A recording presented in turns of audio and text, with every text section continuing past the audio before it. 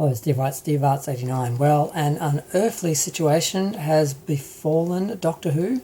The first 4 episodes of the original 1963 series are unavailable at the moment. The whole series was apparently going to be put onto BBC iPlayer, which I think currently has the modern Doctor Who, because they seem to be all over the place. And I'm not in Britain, so I have no idea really what is where and what people use and all that. So I'm just going from some articles and videos and stuff. But apparently BritBox has the classic shows and iPlayer has the modern shows. But all of the classic shows were supposed to be being put onto iPlayer in time for the 60th anniversary. But the first 4 episodes, The Unearthly Child, will not be included. Now, apparently, and I mean, this is not a specifically physical media situation, but the people who are lucky enough to have the DVD of those episodes, because it was released at some point, don't have to deal with this problem. People who are relying on streaming now do not have access to these episodes. And it's a bit uncertain exactly what availability they're going to have. I'm not even sure what availability they have now, but I know that they're not going to be part of the iPlayer, BBC iPlayer selection. And why is this happening? It's a little bit sad and bad, but basically the son of one of the writers who wrote for the show in the 60s, who wrote the first 4 episodes, I guess he must have only wrote the first 4 episodes, or there'd be more episodes there'd be issues with.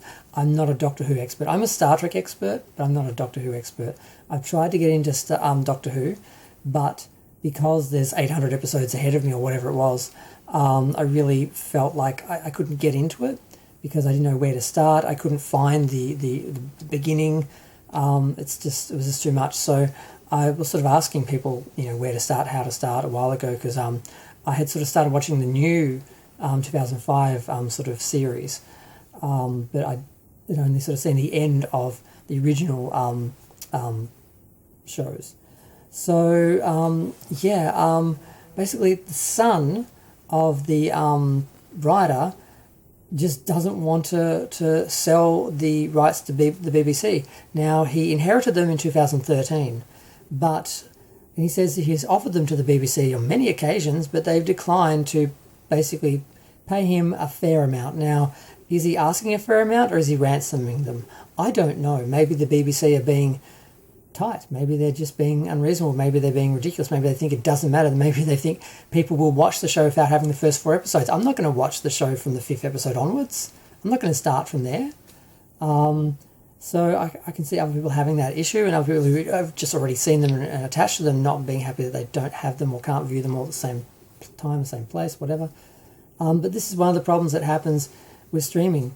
Rights change, people, cancel things get censored, people just don't watch something enough, so they take it off. There was this idea that, streaming would just be this endless library in the sky that we'd always have access to things, but it's not the case. There's licensing fees, it costs money to keep things on the servers, and unless they're doing really well, or sometimes in really bad cases, unless they're bringing in new subscribers, they're not going to keep things on platforms, which means if you don't have it in physical media, it's gone.